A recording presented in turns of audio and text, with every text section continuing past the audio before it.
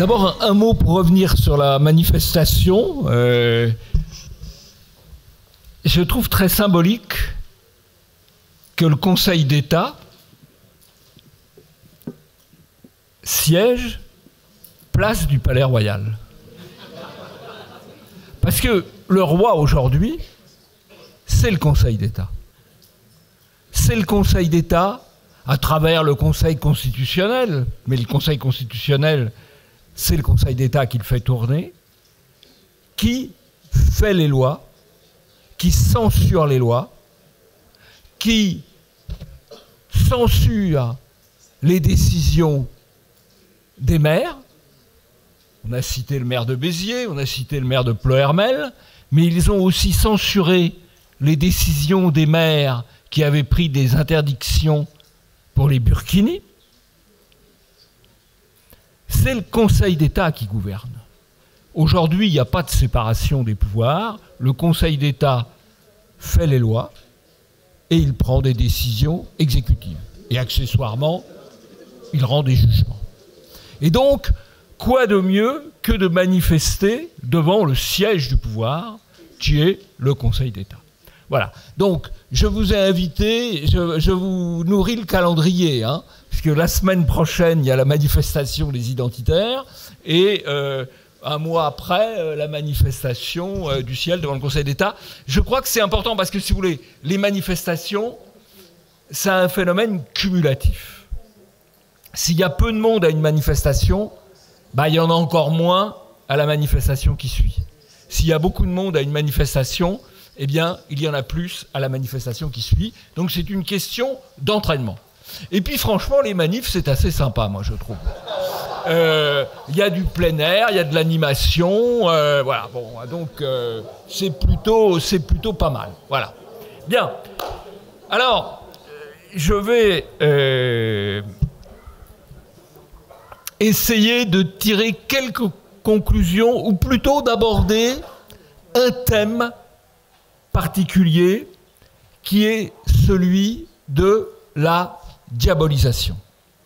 Parce que je pense que le verrou du politiquement correct, c'est la diabolisation. Et je voudrais d'abord citer, on l'a vu d'ailleurs tout à l'heure dans le petit clip, quelques grands diabolisés. Je vais citer Solzhenitsyn, Enoch Powell et De Gaulle. Avant De Gaulle, je dirais deux petits mots. Solzhenitsyn, il a été doublement diabolisé. Il a été diabolisé par l'Union soviétique, avec l'archipel du Goulag, puis il est passé en Occident, et il est devenu un dissident de l'Occident, avec son grand discours d'Harvard sur le déclin du courage. Après ce grand discours, où il a mis en cause les valeurs décadentes de l'Occident, déconstructivistes de l'Occident, alors il a été diabolisé. Lui, l'homme qui avait été placé au Goulag par les Soviétiques, il a été diabolisé, et ensuite il a été interdit des médias. Il a d'ailleurs fini sa vie en rencontrant un autre grand diabolisé, puisqu'il est reparti en Russie et qu'il a été reçu par Vladimir Poutine. Le deuxième que je voudrais citer, c'est Enoch Powell. Enoch Powell était un homme politique britannique, de grand talent, helléniste. Il était promis, c'était l'un des patrons du Parti conservateur, il était promis au 10 Downing Street. Et puis, il se trouve qu'il était élu de Birmingham et qu'il a vu arriver l'immigration musulmane à Birmingham. Il y a vu un danger pour son pays et il a eu le courage de dénoncer ce danger. Ce discours de Birmingham, il l'a prononcé dans le quartier d'où sont venus les gens qui se sont livrés à un attentat terroriste sur les ponts de Londres il y a quelques mois. Eh bien, pour ce discours, Enoch Powell a été brisé, diabolisé. On pouvait pourtant difficilement l'accuser d'être fasciste. C'était un conservateur britannique à l'ancienne et il avait fait la Seconde Guerre mondiale dans la Royal Air Force. Eh bien, malgré cela, on l'a diabolisé. Et je vais vous dire une chose, puisque finalement on a parlé de sa petite fille ou de sa fille, mais pas du grand-père ou du père. Je vais vous dire une chose sur Jean-Marie Le Pen. C'est, je crois, une erreur de croire que sa diabolisation est liée à ce qu'on a appelé l'affaire du détail. Je veux bien vous accorder que l'affaire du détail n'a pas arrangé les choses. Mais la diabolisation, elle est antérieure et elle est postérieure, et elle est liée aux positions qu'il a prises sur l'immigration. Il ne faut pas s'y tromper, même si évidemment certains éléments ont pu ensuite nourrir le procès en diabolisation, c'est certain. Alors j'en viens à mon troisième diabolisé, c'est De Gaulle. Alors, il y a sans doute dans la salle un certain nombre de personnes qui ne sont pas gaullistes. Il y a même parmi nous, je crois, j'espère qu'elle est encore là, une personne qui a été la plus jeune détenue à l'époque de l'Algérie française. Et qui était, tenez-vous bien, en garde à vue le 11 novembre dernier parce qu'elle protestait contre l'islamisation à l'occasion d'une cérémonie à Quimper. Alors je vous rassure quand même, elle a été libérée entre sa détention dans les années 60 et sa garde à vue la semaine dernière, tout de même. Voilà. Je ne sais pas si elle est encore là, Claudine Dupont-Tingue.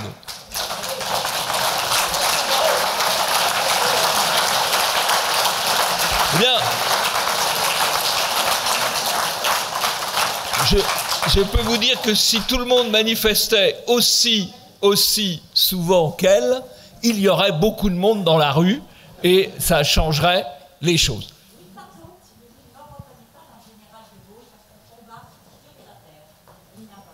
Bon, non mais ça je sais que vous ne reconnaissez pas dans le général de Gaulle.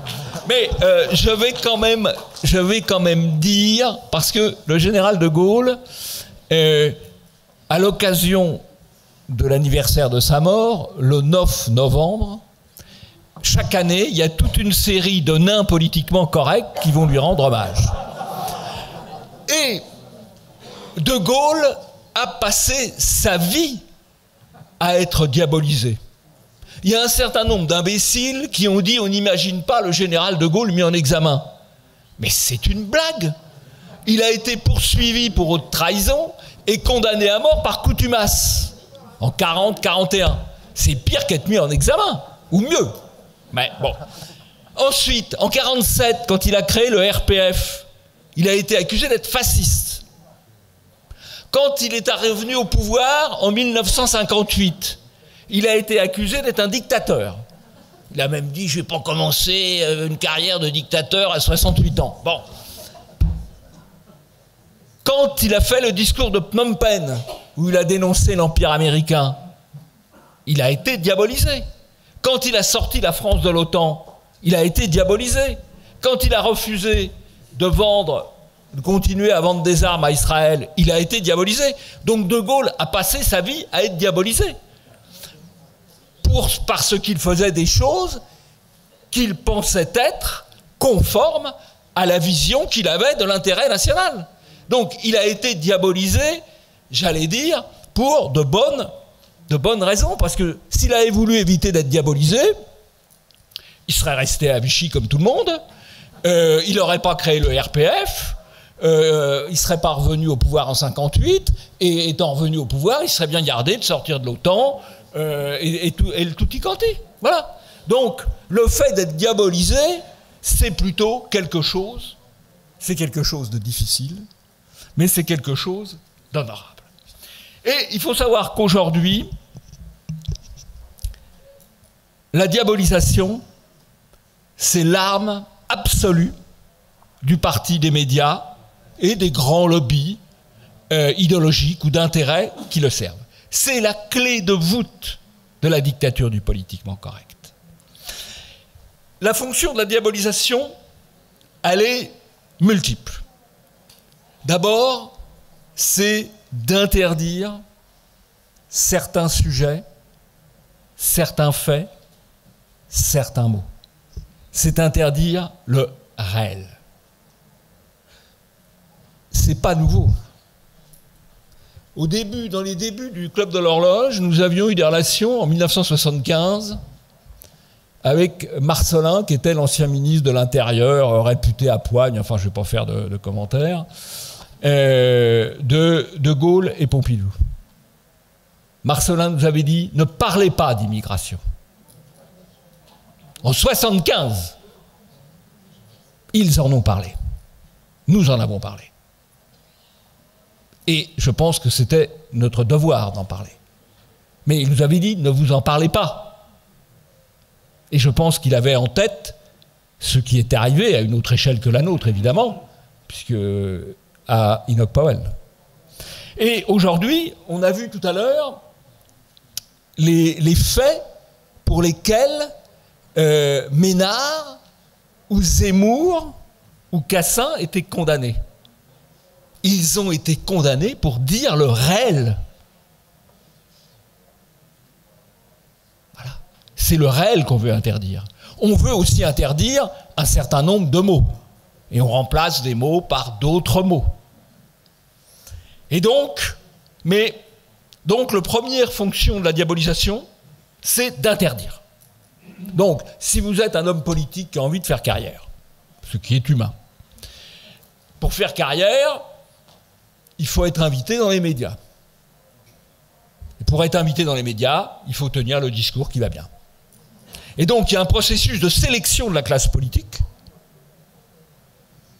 par les médias à travers le politiquement correct et la diabolisation, qui joue entre partis politiques. Alors en gros, le PS moins diabolisé que LR, le LR moins diabolisé que le FN, mais qui joue à l'intérieur des partis politiques. Tous les gens dont on entend le plus parler à LR, c'est les gens politiquement corrects. Votre cher ami NKM, Charles Becbédé, l'absolument nullissime Gaël de Calan, là, ou Maël de Calan. Nullissime le type. Transparent, mais il est politiquement correct.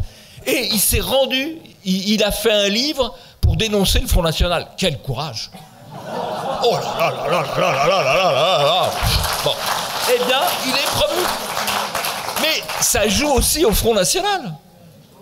Pourquoi Philippot, paix à son âme, pourquoi Philippot a-t-il été autant invité? Parce qu'il était le plus politiquement correct, compatible de tout le monde. Et même Marine a mis quand même beaucoup d'eau politiquement correcte dans le vin un peu charpenté de son père. Bon. Voilà. Donc, il y a une sélection par le politiquement correct, et ceux qui échappent au politiquement correct, on les diabolise, on les flingue. Voilà. Bon. Alors, ça a pour effet, la diabolisation, de neutraliser ceux qui se couchent et de marginaliser ceux qui résistent. Et puis, ça a un autre effet. Ça permet de diviser. C'est la technique du salami. Alors moi, j'ai observé ça. Alors, il y a d'abord le salami sur les sujets. On a évoqué ça ce matin.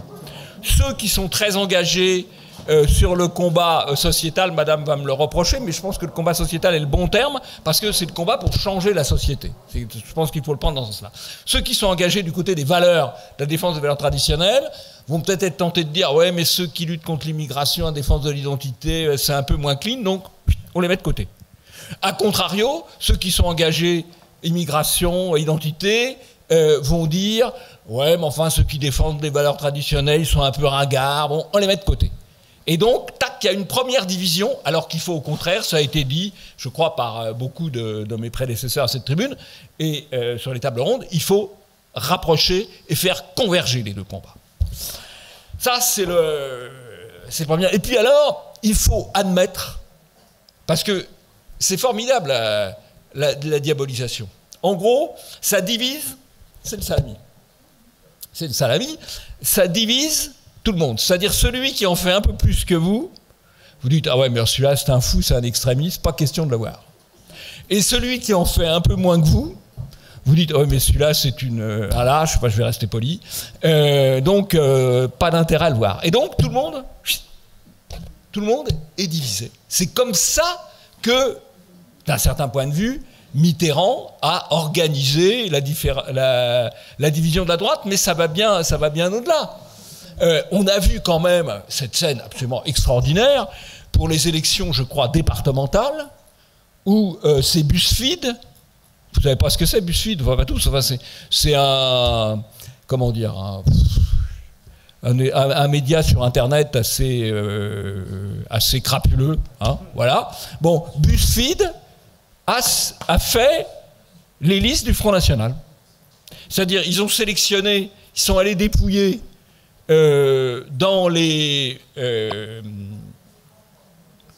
réseaux sociaux la phrase qui pouvait être de travers de tel ou tel candidat. Ils l'ont promu, et ensuite on a demandé au Front National de virer le candidat, ce qu'il a fait. Paf.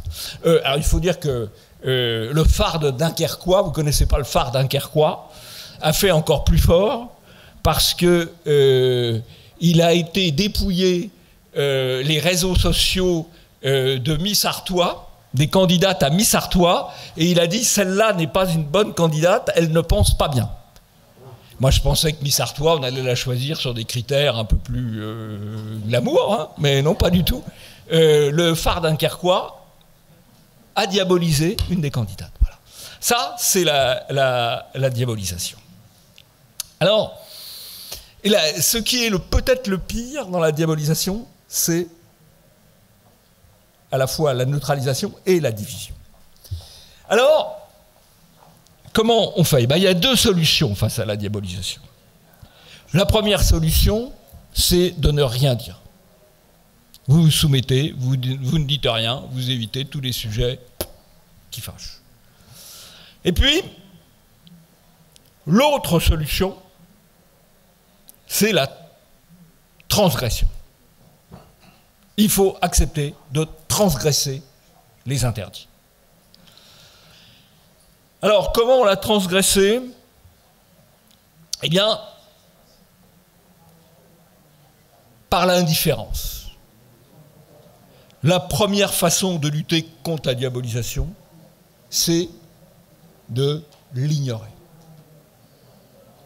Je vais citer un exemple, on en a parlé, on a cité son nom plusieurs fois et il le mérite. La première fois que nous avons invité Robert Ménard à Polémia, c'était pas le forum de la dissidence à l'époque, c'était les journées de la réinformation. Il était à l'époque, il n'était pas du tout en politique, hein, il avait une émission sur iTélé et une émission à, je crois, Sud Radio. Voilà, c'est ça. Bon. Et donc, Le Monde a fait, sur une demi-page, un papier, Ménard, invité d'un club d'extrême droite. Je vois le papier, j'appelle Ménard et j'attends, je m'attendais à ce que Ménard me dise, écoutez, vous comprenez, et Ménard me dit non, je viens. Bon, très bien. Bon, et j'ai vécu la semaine ou les jours qui ont suivi en attendant le coup de téléphone où il allait me dire je ne peux pas venir, ce que j'aurais honnêtement parfaitement compris. Et puis le jour J, il est arrivé limite question horaire, donc j'étais encore plus inquiet, mais il est arrivé, il a parlé, et il a transgressé la diabolisation. Et je crois qu'une partie, que le succès de Ménard, le succès politique de Ménard, c'est d'avoir transgressé la diabolisation.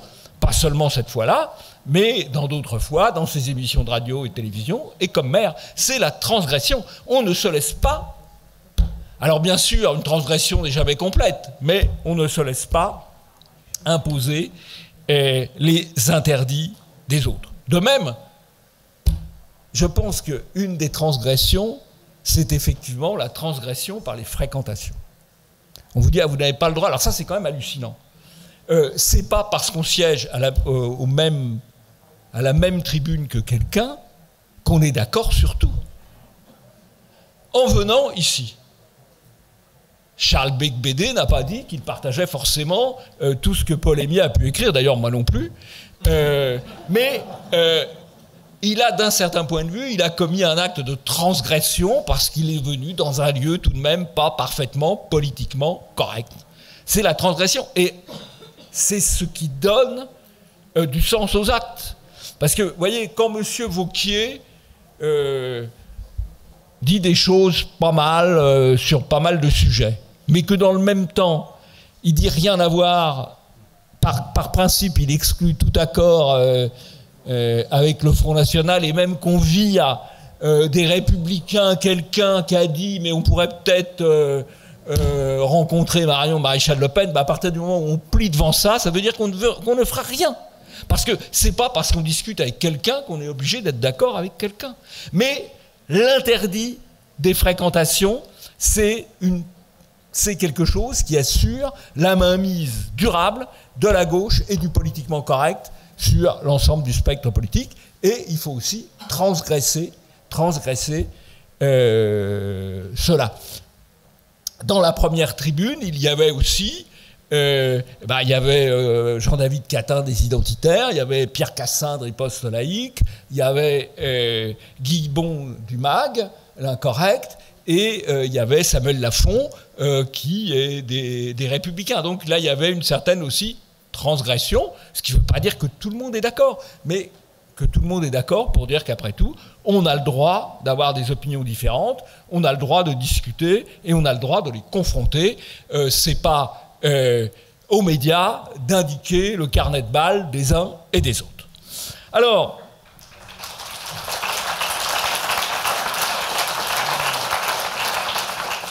la transgression, c'est aussi de refuser la culpabilisation. C'est quand même assez insupportable d'avoir en permanence à se justifier de choses qu'on n'a pas faites, de choses qu'on n'approuve pas, et on n'a pas à accepter la culpabilisation. A contrario, on doit être assez offensif et mettre en accusation les autres. La transgression, c'est aussi la transgression par les actes. Car si vous voulez, la transgression par les paroles, on l'a parfois. On l'a eu avec Sarkozy. Sarkozy a transgressé par les paroles. Et puis, les actes n'ont pas suivi. Ceci étant, les actes, c'est plus difficile qu'on ne le croit. Plus difficile qu'on ne le croit, notamment sur la question de l'immigration, où la transgression consiste à reprendre le pouvoir sur le Conseil d'État et le Conseil constitutionnel, en appliquant un principe du général de Gaulle. En France, la Cour suprême, c'est le peuple. En France, la Cour suprême, c'est le peuple. Mais ça, aujourd'hui, c'est extraordinairement transgressif. Alors, la transgression par les paroles, on ne l'a pas toujours par les actes, et il suffit de voir les distorsions entre ce que les candidats, les républicains disent en campagne électorale et ce qu'ils font quand ils sont à la tête de l'exécutif, et même parfois ce que disent les candidats Front National en campagne électorale et ce qu'ils font quand ils sont dans les exécutifs ou les oppositions locales. Et donc il faut aussi que la transgression elle aille sur les actes. Et là, la résistance est plus dure. Et la transgression sur les actes, il y a un acte qui est essentiel, et alors là qui fait crier très fort. C'est de couper les robinets des subventions. Je ne sais pas si vous vous souvenez d'ailleurs, l'un des éléments où Marion Maréchal Le Pen a été frappée par une campagne de diabolisation, c'est quand elle a parlé de supprimer les subventions au planning familial, qui est une organisation militante de gauche, ce qui est parfaitement son droit, mais avec l'argent de ses cotisants, pas avec l'argent des contribuables. Et là, parce qu'évidemment, toutes ces associations, toutes celles qui font les procès qu'on a évoqués tout à l'heure, elles vivent de subventions publiques. De même, il y a eu, quand il y a eu il y a eu une campagne de diabolisation contre Briouat, le maire des Nains-Beaumont, quand il a voulu reprendre un local attribué indûment à la Ligue des droits de l'homme. Bon, et quand vous remarquerez que si vous regardez l'exécutif régional Île-de-France a été pris par Madame Pécresse aux socialistes. Dans le mandat socialiste, les subventions aux associations politiquement correctes ont été multipliées par 10 ou par 100. Selon les... Madame Pécresse n'y a pas touché. Madame Pécresse, Karim Mouchi qui siège au Conseil régional, c'est exactement les mêmes. Donc il y a une distorsion, et donc il est évident que la transgression doit aller dans les actes. Mais il est évident qu'à ce moment-là, il faut être capable de faire face à des campagnes médiatiques et de les expliquer. Alors je crois que tout ça était très difficile il y a 5 ans, il y a 10 ans, il y a 15 ans, que c'est plus facile aujourd'hui, parce qu'il y a les moyens de contournement par ce que Samuel Lafont a appelé à juste titre les médias sociaux. Et qu'il y a quand même la possibilité de contourner, de faire savoir, encore faut-il les utiliser massivement. Et si d'ailleurs on devait faire l'audit des campagnes électorales de Fillon et de Marine Le Pen, les médias sociaux ont été utilisés, mais pas aussi massivement, pas aussi vigoureusement qu'ils auraient pu l'être. Et d'ailleurs, il y a eu un moment où Samuel Lafont, qui était en partie chargé de ça chez Fillon, a failli sauter. Il a tenu parce qu'il apportait, je pense, un vrai plus à la campagne, mais il a failli sauter parce qu'effectivement, il y a eu un moment où il y a eu une transgression jugée insupportable par les milieux politiquement corrects. Alors, voilà, il faut être conscient de ça.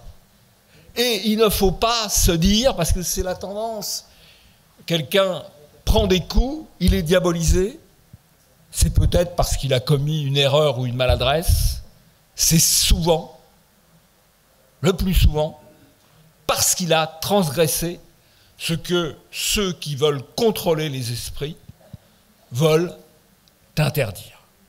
Eh bien, je crois que la dissidence, c'est cela. La dissidence, c'est la transgression. C'est la transgression dans les paroles, c'est la transgression dans les actes, c'est la transgression dans les fréquentations, et c'est la transgression en allant dans la rue lorsqu'il y a des manifestations politiquement incorrectes qui sont organisées, et aller dans la rue, y compris éventuellement, même si les dites manifestations sont interdites.